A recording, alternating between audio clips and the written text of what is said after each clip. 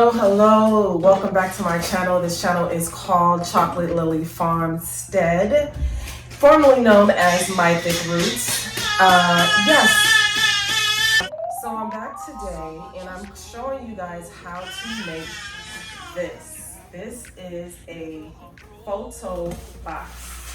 What is a photo box? This is something that you can use when you're making items or you have some items that you want to put up for sale, whether it's on eBay, whether it's on Amazon, Etsy. It's always good to have a nice clean canvas. So I said I did not want to pay over $130 something for the one that they had on Amazon. So I said I am going to do this myself. I believe I'm kind of crafty. So I said, let me go ahead and do this. So what I'm going to do is I'm going to show you guys how to make this photo box. And I'm going to show you how to make it from stuff you may even have at home already. Or what I did, which was both, I have stuff at home already. So I'm going to show you guys exactly what I did in order for you to have this photo box. And everything literally cost under $25. Yes, $25 and probably less because I already had some of the things that are needed for this project at home. So if you want to learn how to make this really quick, it only took me about 30-45 minutes to make this and save a ton of money. Continue to watch and I'll see you guys in a bit. Okay, you guys, so all of these items, as you can see, this cardboard you can get at the 99-cent store or like Joann's or Hobby Lobby. I prefer the 99-cent store. I got all of these at the 99-cent store, but they cost a little bit more. There's some interfacing and some satin for the outside of the photo box. So now what I'm doing is I'm just measuring 20 by 20. That is the length of each side of the boxes that you guys and see. And what I just showed you right there was just a piece of construction paper. That's going to be for the infinity background. So now what I'm doing is I'm cutting that 20 by 20 with that precise cutting utensil. And there's that, there is that, and I have 3 pieces. Now I did a flub, and I'll show you guys, and I'll say what it is later, but I did 3 pieces, and then I took 2 of the pieces that were cut and put it together for the 4th piece to save money. I said, if I cut a piece, then I can put 2 of those pieces together. Now it was literally off by an inch. It was 19 by 20, but it doesn't matter. It doesn't have to be perfect. And I'm going to tape those together with the masking tape, and we'll have our 4th piece, as you guys can see. And then I did double side that. I went ahead and I put a 2nd piece on the opposite side just to give it some stability so it wouldn't fold and wouldn't be so flimsy or anything. And there's the 4th piece.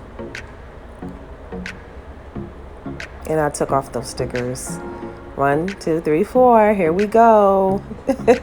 Yes, so now we're going to make the measurements for the center cutting of the centerpiece in the middle. And that's going to be 6 inches on each side. So I went in 6 inches and I went ahead and I cut it. Or I made the square. And then now I'm going to cut it with that precise cutting utensil, which is very, very sharp.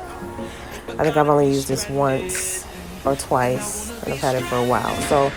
So instead of drawing 4 more with the ruler, I went ahead and used it as a stencil for the next 3 that I'm going to do, which I was only supposed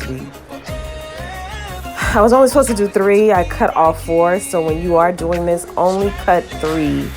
Leave 1 without the cutting of the middle. So 3 of them cut, 1 leave alone. Okay, just put it to the side, move it out the way, and don't do like I did. Okay, So I'm just using that extra piece at the bottom so I don't cut the bottom of my table to cut out the middle piece of the photo box.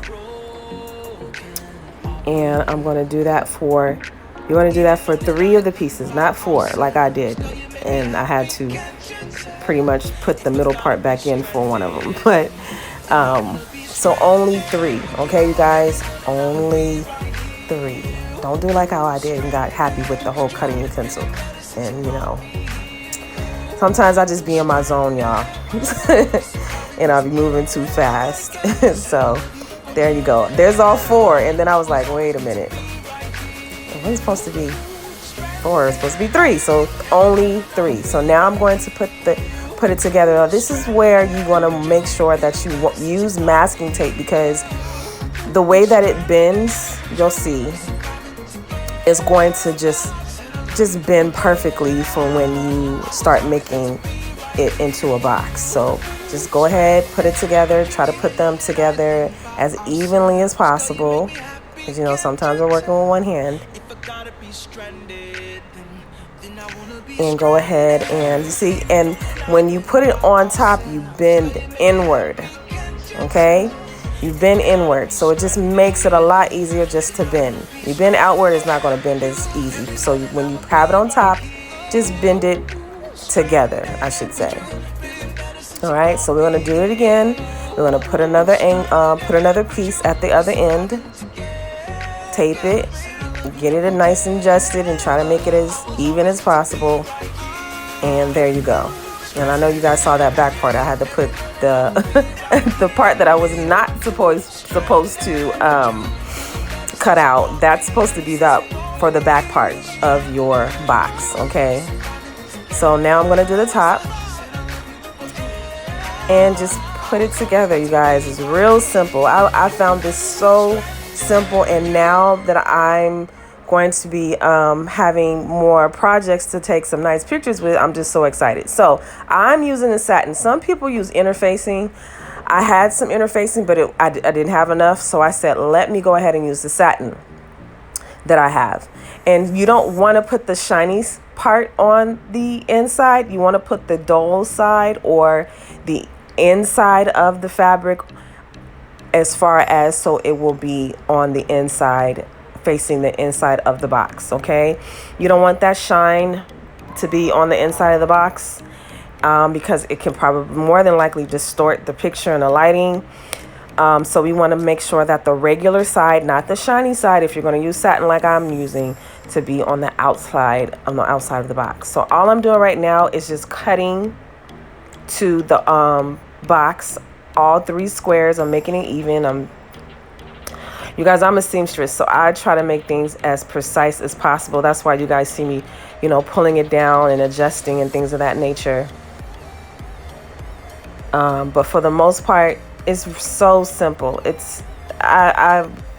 Again, all of this was just easy peasy. So I'm just cutting to cover those 3 portions, those 3 boxes that you were supposed to cut. And now all I'm doing is on the edge of the fabric. It's just, you can use a glue gun and glue it down, or you can do what I'm doing and use the tape. I rather use the tape. It was just so much easier, less mess. And I'm just doing a little close up so you guys can see exactly what I'm doing. And so I'm just straightening it out, making it as straight and as neat as possible. And just making it as neat as possible. You know, I mean, this is an impromptu type video, and it's an impromptu a little project I wanted to do because I really wanted to have better pictures for some of the items that I'm going to be selling. So anyway, so again, I'm just making it as precise as possible or neat as possible, and just taping it down. I mean, easy peasy, right?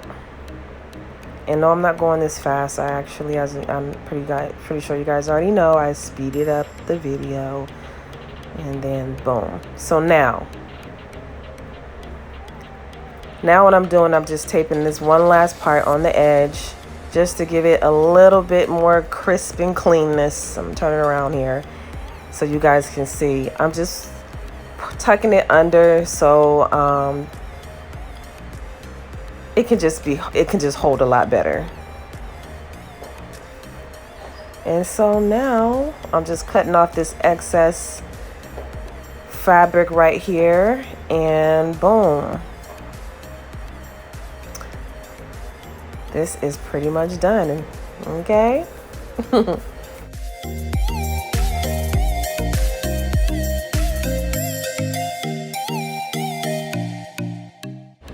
Okay, so this is just the construction paper that I had. Then I'm going to cut it at least 19 inches because that's how big that back part of the photo box was, the part I wasn't supposed to cut. And I'm just making it to where it's 19 inches wide so it can fit the width of the box, which, you know, everything was fit to that particular box, which was only 19 inches. So just going to cut this out real quick, and then this is just going to be used to slide in so we can have that infinity background. And I purposely had the background to where it doesn't sit in there because I'm going to be changing the background often. So that's that. Unfortunately, the lights that I did purchase from the 99-cent store, which was this, I don't have a screwdriver that's small enough, as you guys can see, to unscrew that to put the batteries in. I guess you get what you pay for, right? So I had to improvise. So I'm gonna show you guys what I did. I'm gonna show you what I did. Okay, so don't laugh at me. So this is what I did. All right, so as you guys can see, I have my little fall decor right here that I was going to use as an example in a picture or in a photo for after I got done. So as you guys can see here, I have my lamp, my regular lamp, and it has a reading lamp on it as well. So the reading lamp is a little bit lower, so I'm able to adjust this, as you guys can see. So I just sat this right here.